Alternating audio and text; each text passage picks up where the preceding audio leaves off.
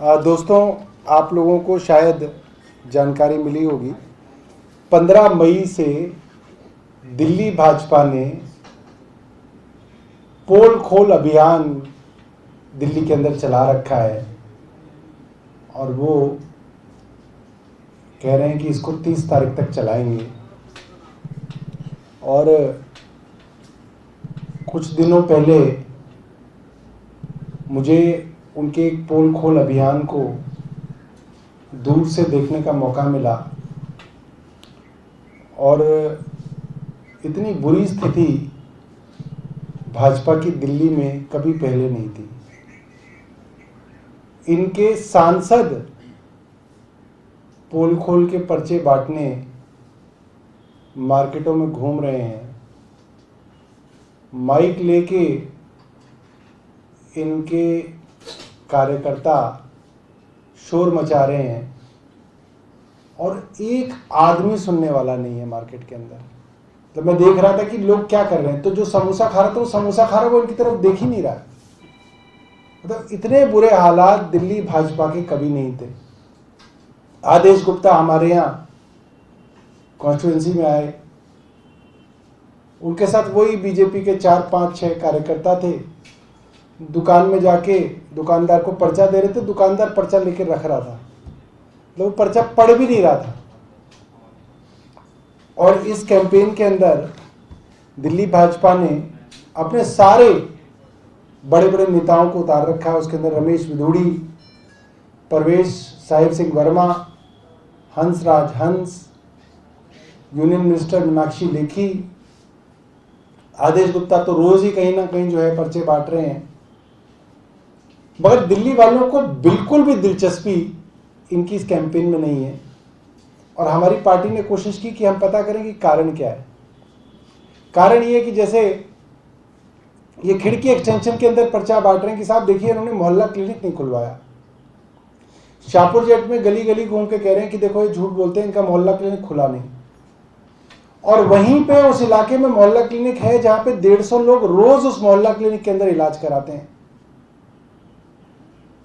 ये कह रहे हैं कि अरविंद केजरीवाल ने स्कूल नहीं बनवाए और जिस इलाके में जाते हैं वहां पे लोगों के बच्चे नए स्कूलों में जा रहे हैं, उनके बच्चे स्विमिंग पूल के अंदर स्विमिंग कर रहे हैं, क्लासरूम के अंदर स्मार्ट बोर्ड्स का वो इस्तेमाल कर रहे हैं, उनके स्कूलों के अंदर क्रिकेट एकेडमी और फुटबॉल एकेडमीज चल रही हैं और ये कह रहे हैं स्कूलों के अंदर कोई काम नहीं हुआ। इसलिए दिल्ली वालों ने पूरी तरीके से भाजपा के इस पोल खोल अभियान को फेल कर दिया। और इसका एक जीवंत उदाहरण मैं आपको बताऊं कि हमने इनका दिल्ली बीजेपी का यूट्यूब चैनल खोला कि इनके जो पोल खोल अभियान के वीडियोस आ रहे हैं उसमें व्यूज कितने हैं, 12 व्यू, 7 व्यू। वो 7 से 17 भी हमसे हो गए क्योंकि एक बार मैंने खोल के देखा, फिर मैंने रीना जी को कहा कि ये चलेगा, उन्होंने 2 बार खोल के देखा, इनको कहा कि यूट्यूब पे चलाना, 3-4 बार इन्होंने चला दिया, तो 7 व्यू से 17 व्यू भी हमारी वजह से हो गए। तो ये हालत है। इसके व्यूज देखिए कितने हैं, 9 व्यूज। ये कब का है, 22 मई का। एक दिन हो गया इसको गुजरे हुए, 1 लाइक है। आप देखिए उसमें जो इनका यूट्यूब चैनल पे 1 लाइक आई है इसकी। हो सकता है जिसने डाला हो उसने डाला। अगला खोलना है इनका,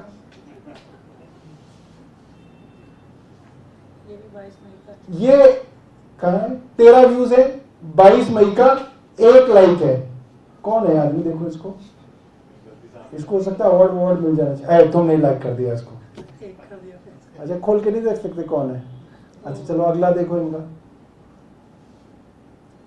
ये है 22 मई का, 17 व्यू।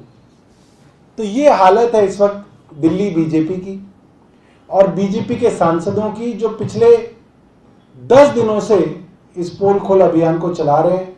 तो मुझे लगा कि क्योंकि मैंने लाइव देखा इनके हालात, तो मैंने कुछ लोगों से चर्चा की कि यार ये तो इतनी हालत खराब तो इनकी कभी नहीं थी पूरी दिल्ली के अंदर।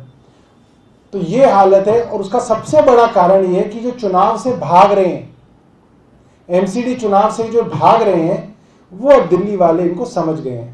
कहीं पे भी आप चर्चा कीजिए बीजेपी की, कह रहे अरे सर आपने इनको डरा दिया, अब ये चुनाव नहीं कराएंगे, इनको डर गए।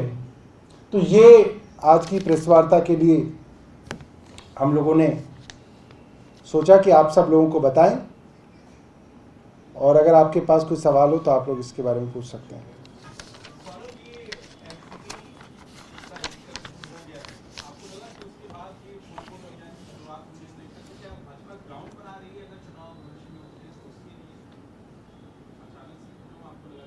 नहीं, कोशिश तो कर रही है, कोशिश कर रहे हैं कि कुछ माहौल बने, बट माहौल बन नहीं रहा। और हमारे लिए दोनों तरफ दिक्कत है। अगर इनका माहौल बन जाए तो ये चुनाव कराएंगे, और माहौल इनका बनेगा नहीं तो चुनाव ही नहीं कराएंगे। ये समस्या है। पानी को लेकर भी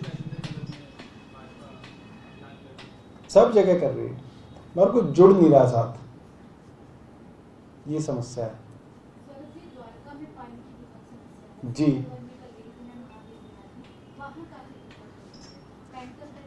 जी जी जी।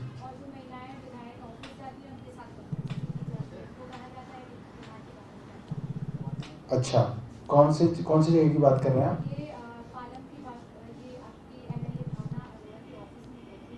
अच्छा जी। तो जैसा कि कुछ दिनों से हम लोग आपको बता रहे हैं, हो सकता है आज बारिश आने के बाद अब 1-2 दिन में जो है हालात जो है बेहतर हो जाएं, क्योंकि हमने सुना है कि हरियाणा और दिल्ली दोनों में बारिश हुई है।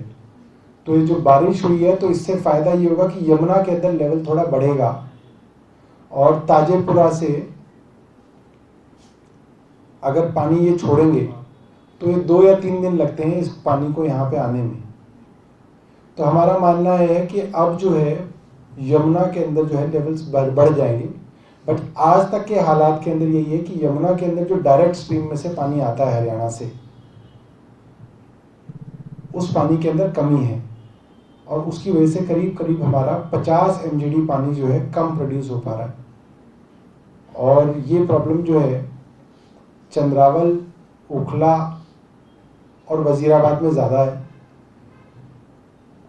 और बाकी WTP से फिर पानी को थोड़ा डाइवर्ट किया जा रहा है ताकि एक जगह ज़्यादा समस्या ना हो।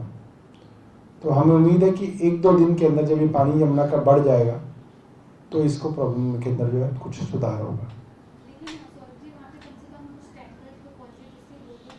टैंकर्स के लिए हमने परसों ही बात की है उनके लिए, तो टैंकर्स बढ़वाएंगे। और कोई चीज़ है तो पूछिए। धन्यवाद।